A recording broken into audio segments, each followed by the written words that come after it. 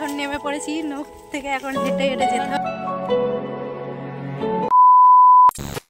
Hello everyone, good morning সকলকে। চলে আসলাম নতুন আর একটা ব্লগের সঙ্গে। তো আশা করছি আজকের ব্লগটা খুবই ইন্টারেস্টিং হবে, কারণ আজকে আমার দিদির রিসেপশন। চলো আজকে দিদির রিসেপশনে কি করি না করি আর সারাদিনটা কি করি সবটাই তোমাদের সঙ্গে শেয়ার করবো। তো ব্লগটা একদমই স্কিপ না করে পুরোটা দেখতে থাকো। আর আশেপাশে কিন্তু আমার প্রচুর নয়েজ আসছে ভিডিওতে, তো ওগুলোকে একটু ইগনোর করো। আর আজকের ব্লগটা আশা করছি তোমাদের ভালো লাগবে, কেননা আজকে আমি ব্লগটা ভালো করার চেষ্টা করব। তো চলো দেখতে থাকো। তো বন্ধুরা, সকালে উঠেই কিন্তু আমি প্রথমেই ফ্রেশ হয়ে নিয়েছি। আর এখানে দেখতেই পাচ্ছ আমাদের ছোট্ট পাপাটার সঙ্গে আমি একটু মজা করছিলাম। আর আমি এখানে ওর জুতো নিয়ে নিয়েছিলাম, সেই জন্য কিন্তু কান্না করছিল। তো দেখো, এখানে কিন্তু আমি সকালে খাওয়া দাওয়াটা সেরে নিয়েছি। তারপর খাওয়া দাওয়া সেরে নিয়ে চলে গিয়েছিলাম আমার মাসির বাড়িতে। তো আরও একটা মাসির বাড়ি ছিল আমার মাসির বাড়ির কাছে, সেখানে কিন্তু আমরা রাতে থাকতে যেতাম। বিয়ে বাড়ি যেহেতু অনেক চাপ, সেই জন্য কিন্তু থাকা জায়গা হতো না, সেই জন্য আমরা চলে গিয়েছিলাম আরও একটা মাসির বাড়িতে থাকতে। তো যাই হোক, এখানে দেখো কয়েকটা ফুল আনতে দিয়েছিলাম বাজার থেকে। তো রিসেপশন বলে কথা, মাথায় তো ফুল দিতেই হবে, তো সুন্দর তো দেখাতেই হবে, সেই জন্য কিন্তু আমি এই ফুলগুলো আনতে দিয়েছিলাম। তো বন্ধুরা, তারপরে কিন্তু হঠাৎই চোখে পড়লো যে তত্ত্বগুলো কিন্তু অলরেডি এখানে সব সাজানো হয়ে গেছে। এখানে কিছু ফাস্টফুডের আইটেম ছিল, আর এখানে দেখতেই পাচ্ছ ফুলের টায়রা ফায়রা যেগুলো করে দেয় আর কি, সেগুলোই ছিল। তাছাড়া কিন্তু ম্যাক্সিমাম সবই শাড়ি ছিল এখানে। 2000 years later. সো গাইস, এরপর কিন্তু আমি আর কোনো রকম ভিডিও ক্লিপ নিতে পারিনি, কারণ আমি মেকআপ আর্টিস্ট খুঁজতে খুঁজতে অনেকটা টাইম লেট করে ফেলেছিলাম। আর যাও বা মেকআপ আর্টিস্ট খুঁজে পেলাম, তার কাছে আমি পৌঁছেছি অনেকটাই লেটে, সেই জন্য কিন্তু আমার রেডি হতে হতে অনেকটাই লেট হয়ে গেছে। আর দেখো, বলতে বলতে কিন্তু দিদির বাড়িতে পৌঁছে গেছি। আর আমি কিন্তু অনেকটা স্ট্রাগল করে কন্যাযাত্রী গিয়েছিলাম, কারণ আমি সেজে এসে দেখি বাড়িতে আর কোনো আমার যাওয়ার জন্য কোনো গাড়ি ছিল না। আমি কিন্তু শেষে বাইকেই গিয়েছিলাম। আর দিদিদের বাড়িতে যেহেতু খেয়া পার হয়ে যেতে হয়, ওই যে নৌকার প্রবলেম, সেই জন্য কিন্তু আমাদের আরও লেট হয়ে গিয়েছিল। আর এই হচ্ছে আমার দিদির রিসেপশন লুক। তো তোমরা অবশ্যই জানিও আমার দিদির বিয়ের লুকটা বেশি ভালো লাগছে নাকি রিসেপশন লুকটা। আমার কাছে তো আমার দিদির রিসেপশন লুকটাই বেশি ভালো লাগছে। তো গাইস, চলো তোমাদের সঙ্গে ছোট্ট করে শেয়ার করি আমরা কিভাবে কন্যাযাত্রী পৌঁছালাম স্ট্রাগল করে। তো আমরা কিন্তু বাইকে পৌঁছে গিয়েছিলাম কোনো রকমে, আর ম্যাক্সিমাম লোক কিন্তু বাড়িতেই বসেছিল কখন গাড়ি তাদের নিতে আসবে। তো গাড়ি এমনভাবেই বলা ছিল যে কিছু লোকের ওদের বাড়িতে নামিয়ে দিয়ে এসে আবার কিন্তু গাড়িকে আনতে যাওয়ার কথা ছিল লোকজনকে, কিন্তু গাড়ি আর কিন্তু পরে যায়নি। আসলে গাড়ি হয়তো ঠিকভাবে বলা হয়েছিল না, সেই জন্য। তারপর কিন্তু আমরা এখানে বিয়েবাড়িতে পৌঁছে আবার গাড়িকে যেতে বলি, তারপর মানে আবারও গাড়ি আনতে যায় তাদের। তো এখানে যেসব লোকজনদের দেখতে পাচ্ছ, এগুলো কিন্তু কনেপক্ষ না, সবই বরপক্ষর লোকজন ছিল। তো আমরা যখন পৌঁছাই তখন কিন্তু মানে হাফ লোক পৌঁছেছিল কন্যাযাত্রী। তো যাই হোক, চলো আর কিছু বলার নেই, আমরা কিন্তু অনেক স্ট্রাগল করে পৌঁছেছিলাম কন্যাযাত্রী। তো তারপর চলো ছোট্ট করে তোমাদের সঙ্গে আমার জিজুদের ঘরটা শেয়ার করে নেওয়া যাক। তো প্রথমে একটা ঘর দেখালাম, ওই ঘরটা কিন্তু ফাঁকাই ছিল। তারপর এখানে কিছু লোকজন ছিল, আর এই হচ্ছে আমার দিদির রুম। তো এখানে দেখো খাটটাও বেশ সুন্দর করে সাজিয়েছিল। আর এখানে আমার মাসির বাড়ি থেকে যেসব জিনিসপত্র দেয়া হয়েছিল সেইগুলোই আর কি সাজানো ছিল।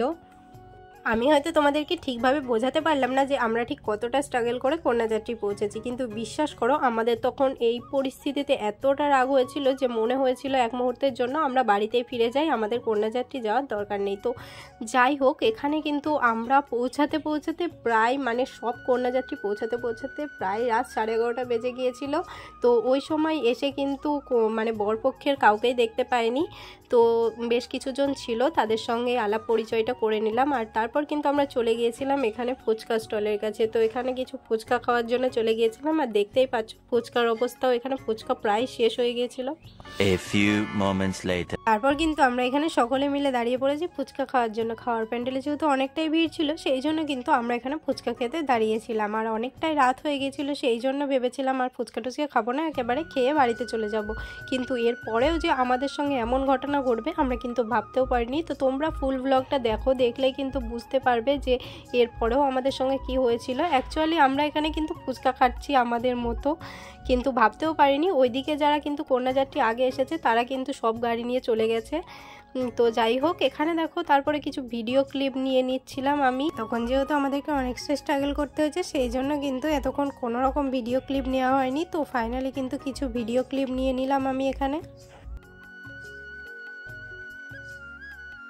A few minutes later. তো বন্ধুরা এর কিছুক্ষণ পরেই কিন্তু আমরা চলে গিয়েছিলাম খাওয়া দাওয়ার প্যান্ডেলে। তো এখানে দেখতেই পাচ্ছ অলরেডি খাওয়া দাওয়ার প্যান্ডেলটা ফাঁকা হয়ে গেছে। তারপর কিন্তু আমরা এখানে খেতেও বসে গেছি। তো এখানে আমরা কিছু একটা নিয়ে গল্প করছিলাম, তো জানি না কি এত গল্প করছিলাম। তো চলো তোমাদের সঙ্গে শেয়ার করব কি খাওয়া দাওয়া করলাম।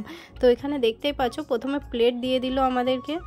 বাড়ির নতুন বউকে যেহেতু ঘি ভাত দিতে হয় সেই জন্য কিন্তু আমার দিদি এসেছিল প্যান্ডেলে ঘি ভাত দেওয়ার জন্য। তারপর দেখো আমাদের প্লেটে পড়ে গেল স্যালাড, এখানে রাধা পল্লবী দিয়ে দিল, তারপর দিয়ে দিয়েছিল এখানে চানা, তো সাথে কিন্তু লেবুটাও দিয়ে দিয়েছিল। তারপর দিয়ে দিল এখানে রাইস, তারপরে দেখো এখানে ডাল দিয়ে দিল, তারপর দিয়ে দিয়েছিল আলু ভাজা। তো এখানে আরও একটা তরকারি ছিল, এটা হচ্ছে মনে হয় পটল চিংড়ি বা এঁচোড় চিংড়ি হবে, আমার ঠিক মনে নেই। তারপরে মাছ, এখানে চিকেন দিয়ে দিল, তারপর দিয়ে দিয়েছিল চাটনি পাঁপড়। তো এখানে দেখতে পাচ্ছ মিষ্টিটাও দিয়ে দিল। তো এখানে আমি এক পিসই মিষ্টি নিয়েছিলাম, তো খেতে পাচ্ছিলাম না অনেকটাই, যেহেতু রাত হয়ে গিয়েছিলো, আমরা প্রায় 12:30টার সময় খেতে বসেছিলাম। তারপরে দেখো এখানে কিন্তু আমরা অনেক খাবার নষ্ট করেছিলাম, আর আমাদের আইসক্রিমটাও দিয়ে দিয়েছিল সাথে। খাওয়া দাওয়ার পরপরই কিন্তু আমরা বেরিয়ে পড়েছিলাম বাড়ি যাওয়ার জন্য। তো বাড়ি যাওয়ার জন্য যেহেতু আমাদের খেয়া পার হতে হবে সেই জন্য কিন্তু আমরা চলে এসেছিলাম নদীর পাড়ে। তো নদীর পাড়ে এসে তো আমাদের মাথায় হাত, এসে দেখি নৌকা নেই। তো আগে থেকে এসব বলে রাখতে হয়, বলে রাখেনি, সেই জন্যই আমাদের এই অবস্থা হয়েছিল। এখন এত রাতে আমরা নৌকায় করে বাড়ি যাচ্ছি। এখন 1টা বাজে, এখন রাত 1টার সময় আমরা নৌকায় করে বাড়ি যাচ্ছি। হেঁটে হেঁটে আসলাম এতক্ষণ ধরে, এত কষ্ট আমাদের, কন্যা যাচ্ছে গিয়ে এরকম বিপদে দেখা যাচ্ছে না মুখ। দেখো আমাদের মুখটুকে কি অবস্থা, এমন বিপদে পড়বো জানলে আসতাম না বাবা, সত্যি। আমরা এখন নৌকায় করে বাড়ি যাচ্ছি। তো গাইস আমরা এখন নেমে পড়েছি নৌকা থেকে, এখন হেঁটে হেঁটে যেতে হবে আমাদেরকে। আমরা অনেকজন আছি, হেঁটে হেঁটে যাবো। চলো এখন পার হলাম আমরা নৌকায় করে, এখন সবাই মিলে হেঁটে হেঁটে বাড়ি যেতে হবে। কন্যা যাত্রী এসে অন্য একটা নদীর ধারে এসে যাবো আমরা খেয়া পেয়েছিলাম, তো একটা কাকু বা জেঠু আমাদেরকে পার করে দিল। তো এরপরে কিন্তু আমাদেরকে এখন অনেকটা রাস্তা হেঁটে হেঁটে যেতে হবে, কারণ আগে যারা বাড়িতে চলে গেছে কন্যাযাত্রী এসে তারা কিন্তু অলরেডি গাড়ি নিয়ে চলে গেছে। তো এটা শোনার পর আমার এতটা রাগ হয়েছিল যে কি বলবো। 2000 years later. তো আর কিছু বলার মতো ভাষা নেই গাইস। আমরা রাত 1:30টার সময় মাঠের মধ্যে দিয়ে হেঁটে হেঁটে এখন বাড়িতে পৌঁছালাম ফাইনালি। তো আমরা যখন বাড়িতে পৌঁছাই রাত 2টো বাজে, ভাবতে পারছো।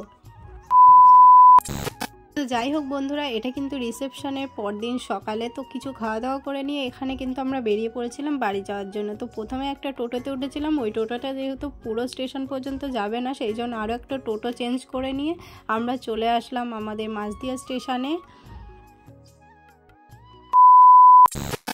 তো বন্ধুরা ফাইনালি কিন্তু আমি ট্রেনে উঠে পড়েছি। তো ট্রেনে করে আমি কিন্তু তারপর বাড়ি চলে এসেছিলাম, আর কোনো ভিডিও করতে পারিনি। তো আজকের ভিডিওটা এত পর্যন্তই, ভালো লাগলে অবশ্যই like comment share and subscribe করতে ভুলো না। তো দেখা হচ্ছে নেক্সট কোনো ভিডিওতে।